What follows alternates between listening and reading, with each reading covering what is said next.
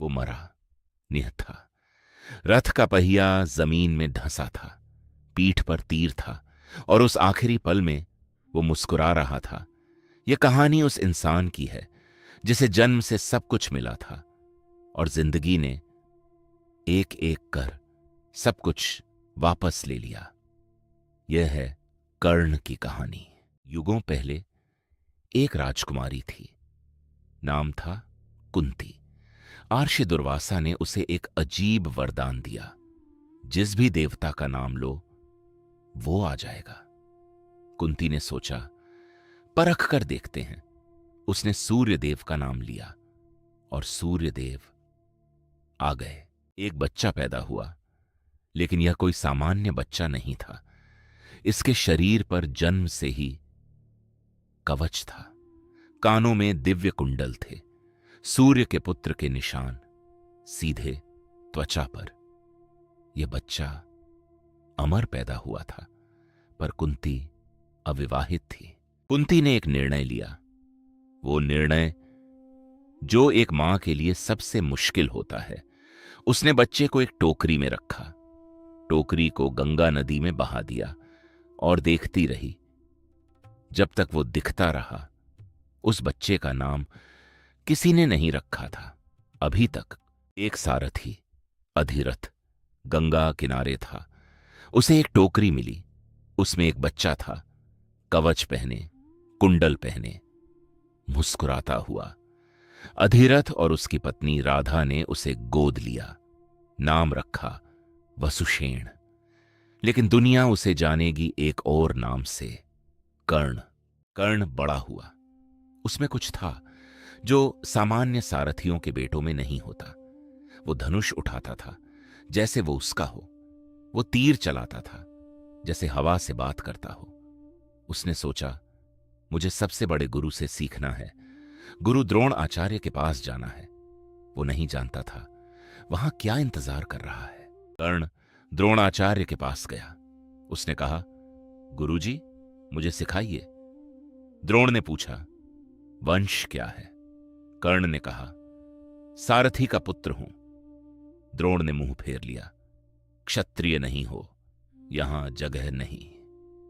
कर्ण वापस आया, चुपचाप, पर टूटा नहीं। कर्ण ने एक रास्ता ढूंढा। परशुराम, देवताओं के गुरु, सिर्फ ब्राह्मणों को सिखाते हैं। कर्ण ने ब्राह्मण का वेश बनाया और उनके पास गया। परशुराम ने उसे स्वीकार किया। सालों की तपस्या, हर शस्त्र, हर विद्या। एक दिन आया जब परशुराम ने कहा, तुम मेरे सर्वश्रेष्ठ शिष्य हो। पर उस दिन एक गलती हुई। एक दिन परशुराम कर्ण की जांघ पर सिर रखकर सो रहे थे। एक भंवर आया, काटने लगा। दर्द असहनीय था। कर्ण हिला नहीं। गुरु की नींद टूटे, यह नहीं हो सकता। परशुराम जागे, देखा खून, देखा कर्ण का चेहरा शांत। उन्होंने पूछा, तुमने आवाज क्यों नहीं दी?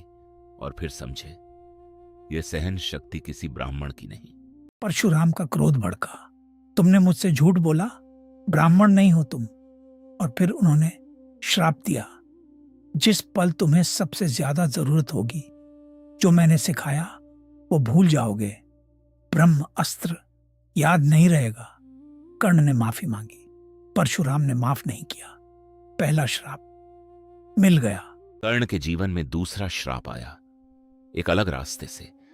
एक बार उसका रथ एक ब्राह्मण की गाय को कुचल गया। गाय मर गई।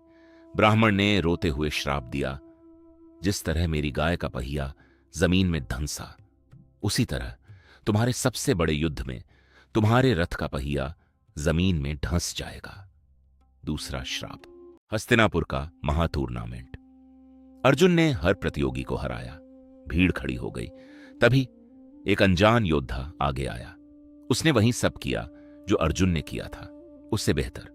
भीड़ ने पूछा, यह कौन है? और कृपाचार्य यहां से। नाम बताओ, वंश बताओ। क्षत्रिय नहीं हो तो अर्जुन से युद्ध नहीं होगा। कर्ण खड़ा था। भीड़ हंस रही थी। पांडव मुस्कुरा रहे थे। अपमान की लहर थी। तभी एक आदमी उठा, दुर्योधन। उसने कर्ण का हाथ थामा, उसे अंगराज्य का राजा घोषित किया, बिना पूछे कि वंश क्या है। कर्ण ने उसकी आंखों में देखा। पहली बार किसी ने उसे देखा था।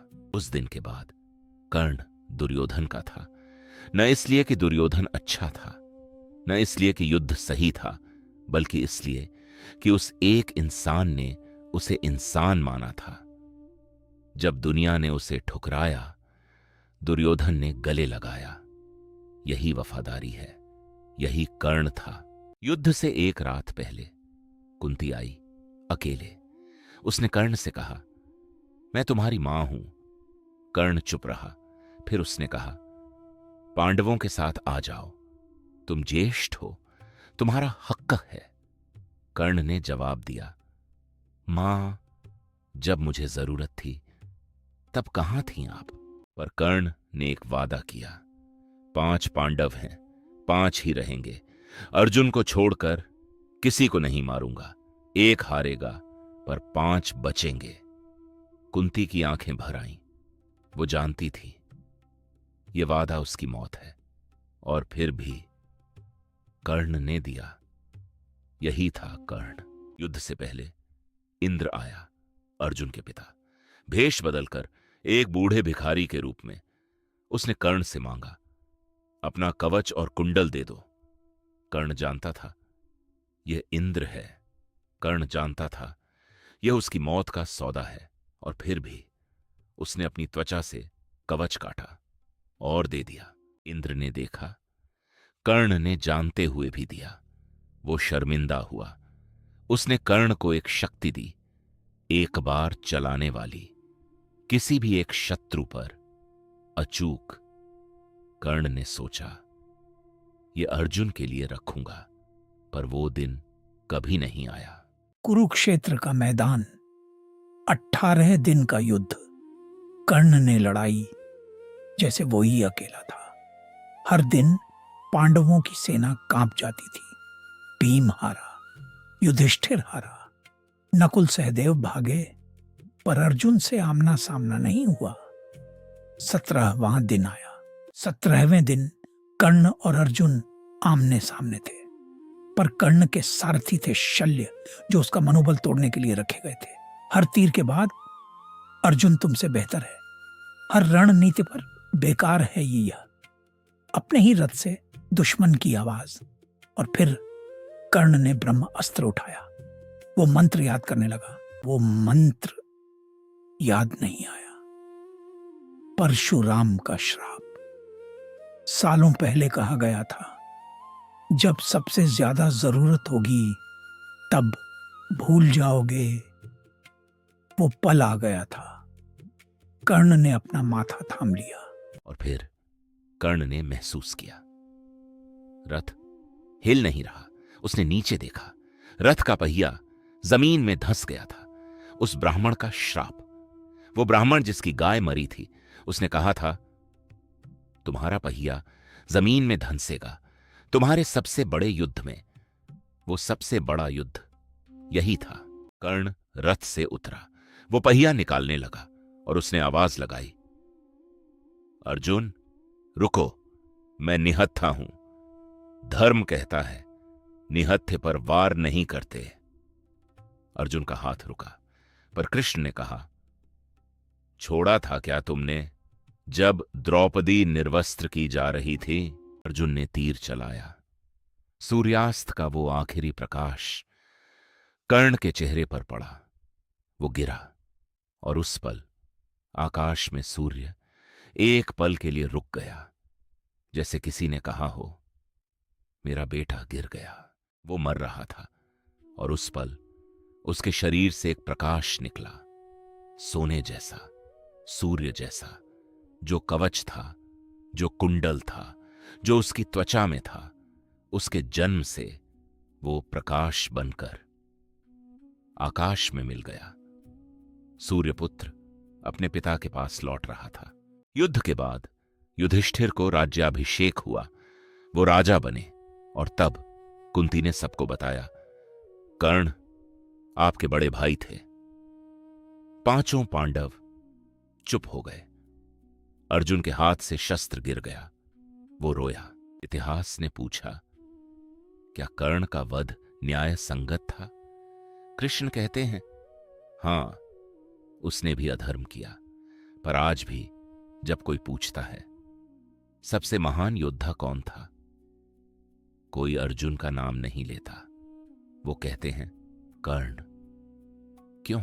क्योंकि उसने जानते हुए दिया, जानते हुए कि कवच देने से मरेगा, दे दिया, जानते हुए कि दुर्योधन हारेगा, साथ रहा, जानते हुए कि तीनों श्राप पूरे होंगे, फिर भी लड़ा। यही कर्ण का धर्म था, देना बिना हिसाब लगाए, लड़ना बिना जीत की गारंटी के। आज भी लाखों लोग कर्ण को याद करते हैं, वो जो कभी राजा नहीं बने, वो जिनकी मां ने छोड़ा, वो जिन्हें गुरु ने ठुकराया, वो जिनका बाप आकाश में था पर जमीन पर वो अकेले थे। वो आज भी हर उस इंसान में जिंदा है जो अपने हक के लिए लड़ रहा है। हम अक्सर पूछते हैं क्या कर्ण के साथ न्याय हुआ, पर शायद सही सवाल यह है, क्या हम अपने जीवन में कर्ण जैसे जी सकते हैं? देना बिना मांगे, लड़ना बिना रुके, प्यार करना बिना शर्त के। जय कर्ण, जय सूर्यपुत्र।